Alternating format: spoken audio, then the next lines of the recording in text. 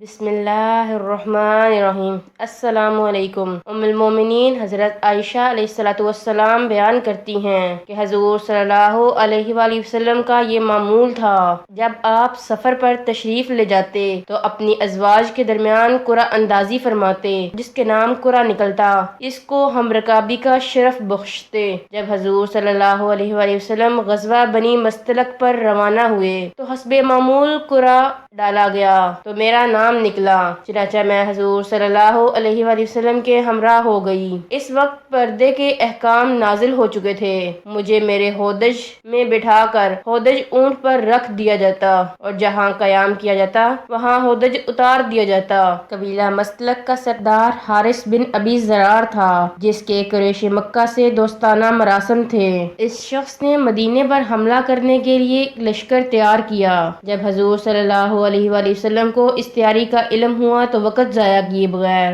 آپ صلی اللہ علیہ وآلہ وسلم نے بنو مستلق پر حملہ کر دیا اور آن واحد میں معمولی جھڑپ کے بعد سارے قبیلے کو قیدی بنا لیا۔ البتہ قبیلے کا سردار حارث بن ابی ذرار جان بچا کر بھاگ جانے میں کامیاب ہو گیا۔ ان قیدیوں میں حارث بن ابی ذرار کی بیٹی برا بھی شامل تھی۔ برا کا پہلا نکاح اپنے قبیلے کے ایک شخص مصافح بن صفوان سے ہوا تھا، جو اسی جنگ میں جو غزوہ مریسہ یا غزوہ بنی مستلق کے نام سے معروف ہے مارا گیا، اور برا اسیر ہو کر مدینے آئیں۔ جب مال غنیمت تقسیم ہوا تو برا ثابت بن قیس بن شماس انصاری کے حصے میں آئیں۔ برا اگرچہ اس وقت ایک لونڈی کی حیثیت میں تھیں، لیکن آخر وہ ایک رئیس زادی، ایک نامور قبیلے کی چشم و چراغ تھیں، اس لیے انہیں لونڈی بن کر رہنا سخت دشوار تھا۔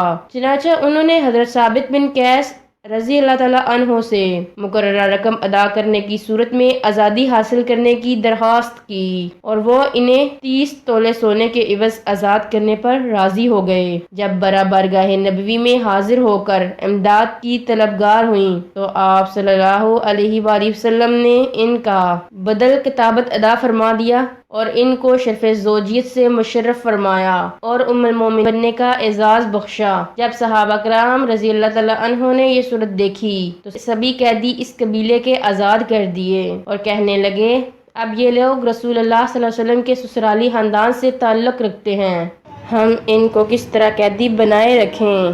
سیرت امہات المومنین میں ابن ہشام کے حوالے سے لکھا ہے کہ حضور صلی اللہ علیہ وآلہ وسلم نے غزوہ بنی مستلق سے واپسی پر جویریہ بنت حارث رضی اللہ تعالیٰ عنہا کو نگرانی کے لیے ایک انصاری کے سپرد کر دیا۔ جب آپ صلی اللہ علیہ وآلہ وسلم مدینہ پہنچے تو جویریہ رضی اللہ تعالیٰ عنہا کا باپ حارث بن ابی ذرار بھی اپنی بیٹی کے فدیہ میں چند اونٹ لے کر مدینے پہنچ گیا۔ زر فدیہ میں جو اونٹ اپنے ڈیرے سے لے کر چلا تھا، ان میں سے 2 اونٹ جو اسے بہت پسند تھے اور جن کی بابت اس کی نیت بدل گئی تھی، راستے ہی میں اس نے وادی عقیق کی گھاٹیوں میں سے ایک گھاٹی میں چھپا دیے اور باقی اونٹ لے کر حضور صلی اللہ علیہ وآلہ وسلم کی خدمت اقدس میں پہنچ گیا۔ اس کے حاضر ہوتے ہی جب حضور اکرم صلی اللہ علیہ وآلہ وسلم نے اس سے ان 2 اونٹوں کی بابت پوچھا جو اس نے راستے ہی میں گھاٹی میں چھپا دیے تھے، اور اس گھاٹی کا نام بھی بتا دیا جہاں اس نے وہ اونٹ چھپا رکھے تھے، تو وہ حیران رہ گیا اور کہنے لگا کہ اس کی اطلاع آپ صلی اللہ علیہ وآلہ وسلم کو سوائے خدا کے کسی نے نہیں دی، اور اسی وقت مسلمان ہو گئے۔ حارث نے وہ 2 اونٹ بھی لا کر حضور صلی اللہ علیہ وآلہ وسلم کی خدمت میں پیش کر دیے جو اس نے وادی عقیق کی گھاٹی میں چھپا رکھے تھے۔ حضور صلی اللہ علیہ وآلہ وسلم نے حضرت جویریہ رضی اللہ تعالیٰ عنہا کو آزاد کر دیا۔ حضرت جویریہ رضی اللہ تعالیٰ عنہا بھی خلوص دل سے اسلام لے آئیں۔ اس کے بعد حضور صلی اللہ علیہ وآلہ وسلم نے حارث بن ابی ذرار کو حضرت جویریہ رضی اللہ تعالیٰ عنہا سے نکاح کا پیغام بھیجا۔ اس نے خود حضرت جویریہ کا نکاح حضور صلی اللہ علیہ وآلہ وسلم سے کر دیا۔ غزوہ بنی مستلق سے واپسی پر ایک اندوہناک واقعہ پیش آیا جس کو خود ام المومنین حضرت عائشہ علیہ السلام بیان فرماتی ہیں کہ جب جہاد سے فراغت ہوئی تو حضور صلی اللہ علیہ وآلہ وسلم نے واپسی کا قصد فرمایا۔ ہم مدینہ شریف کے قریب پہنچے اور رات بسر کی۔ رات کے پچھلے حصے میں کوچ کی تیاری شروع ہو گئی۔ میں قضائے حاجت کے لیے باہر گئی۔ جب واپس آنے لگی تو دیکھا کہ ظفار کے نگینوں والا میرا ہاتھ ٹوٹ کر گر گیا تھا۔ میں اس کی تلاش میں پھر لوٹ گئی، لیکن جب واپس آئی تو لشکر وہاں سے کوچ کر چکا تھا۔ جو لوگ میرے ہودج کو رکھنے اور پھر اتارنے پر مامور تھے، انہوں نے حسب عادت میرا ہودج اٹھایا اور اونٹ پر کس دیا۔ انہیں یہ معلوم نہ ہو سکا کہ میں ہودج میں ہوں یا نہیں، کیونکہ اس زمانے میں عورتیں ہلکی پھلکی ہوا کرتی تھیں، اور چونکہ میں اس وقت کم عمر تھی اس لیے ہودج میں میرے نہ ہونے کا انہیں احساس تک نہ ہوا۔ جب میں واپس آئی تو وہاں کوئی بھی نہ تھا، یہ خیال کر کے کہ جب وہ مجھے ہودج میں نہیں پائیں گے تو میری تلاش میں یہاں آئیں گے، میں وہیں ٹھہر گئی۔ صفوان بن معطل سلمہ زکوانی کی یہ ڈیوٹی تھی کہ وہ لشکر کے پیچھے پیچھے رہتے، جب لشکر کوچ کرتا تو وہاں پہنچتے، اگر کسی کی کوئی چیز پڑی ہوئی ملتی تو اسے اٹھا کر اس کے مالک تک پہنچا دیتے۔ میں چادر لپیٹ کر لیٹ گئی، اتنے میں صفوان رضی اللہ تعالیٰ عنہ آ پہنچے۔ ابھی صبح کا اندھیرا تھا۔ انہوں نے کسی کو دور سے سویا ہوا دیکھا تو قریب آئے۔ پردے کے احکام نازل ہونے سے پہلے انہوں نے مجھے دیکھا ہوا تھا، اس لیے مجھے پہچان گئے اور بلند آواز سے انا للہ و انا الیہ راجعون پڑھا۔ ان کی آواز سے میری آنکھ کھل گئی اور میں نے اپنا چہرہ ڈھانپ لیا۔ انہوں نے اپنا اونٹ میرے قریب لا کر بٹھایا اور مجھے سوار کر کے چل دیے۔ ہم دوپہر کے وقت لشکر سے آ ملے۔ جس نے اس بہتان کی سرپرستی کی وہ عبداللہ بن ابی سلول تھا۔ جب منافقوں نے مجھے حضرت صفوان کے ساتھ آتے دیکھا تو انہوں نے مجھ پر بہتان لگایا۔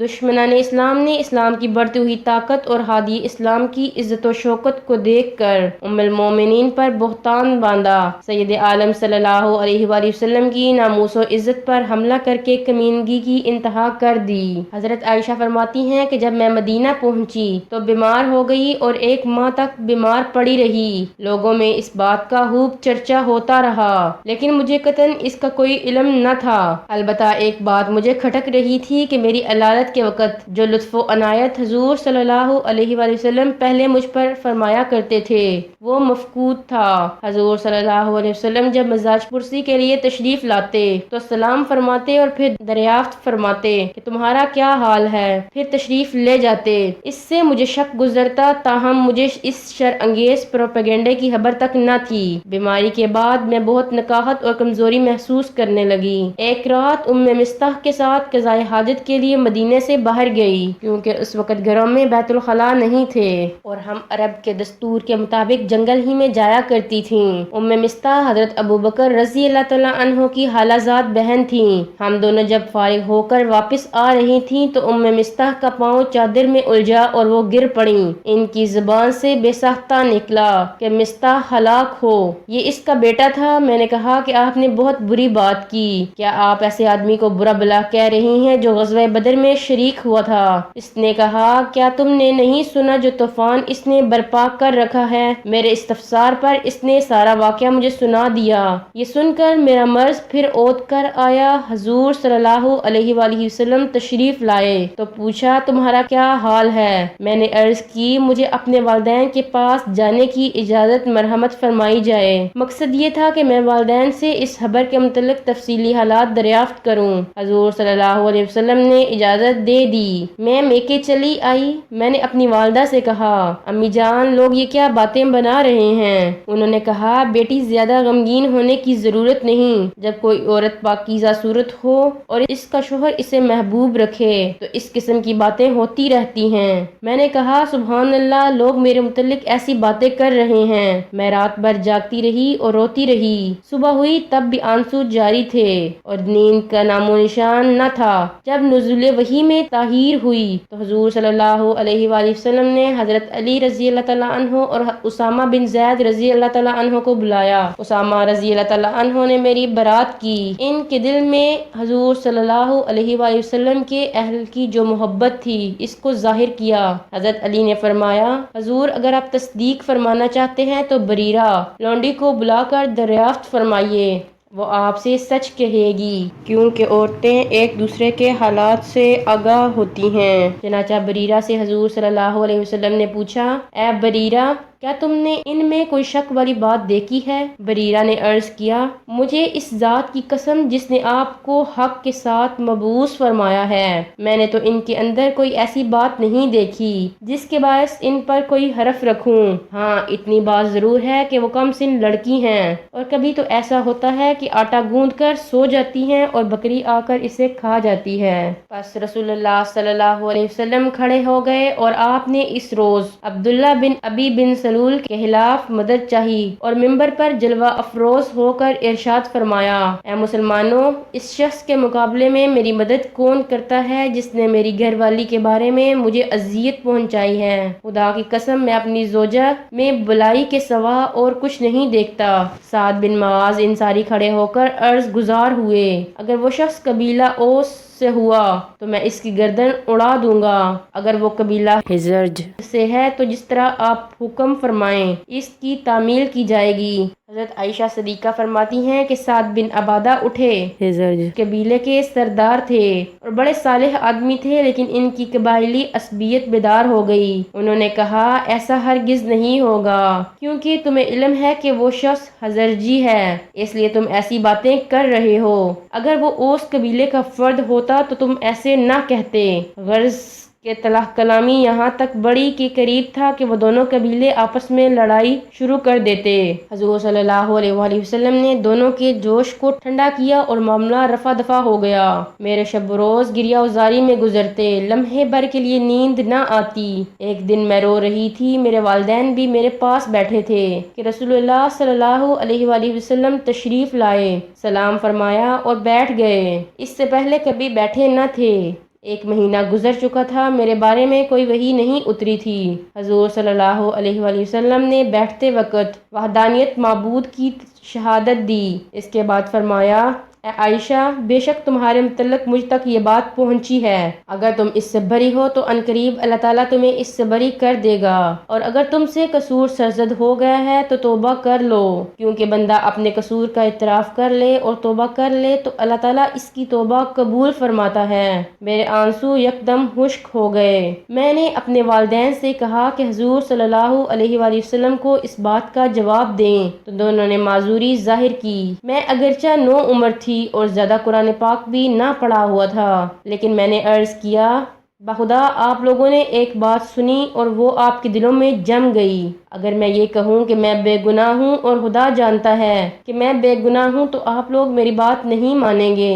اب میرے لیے اس کے سوا کوئی چارہ نہیں کہ وہ بات کہوں جو یوسف علیہ السلام کے باپ نے کہی تھی، بس صبر ہی اچھا ہے اور اللہ تعالیٰ سے مدد چاہتا ہوں ان باتوں پر جو تم بتا رہے ہو۔ پھر میں منہ پھیر کر بستر پر لیٹ گئی۔ مجھے یقین تھا کہ اللہ تعالیٰ ضرور میری برات فرمائے گا، لیکن مجھے یہ خیال نہ تھا کہ میرے بارے میں آیات قرآنی نازل ہوں گی۔ میں اپنے آپ کو اس کا اہل نہ سمجھتی تھی۔ حضور صلی اللہ علیہ وآلہ وسلم ابھی وہیں تشریف فرما تھے کہ نزول وحی کے آثار ظاہر ہونے لگے۔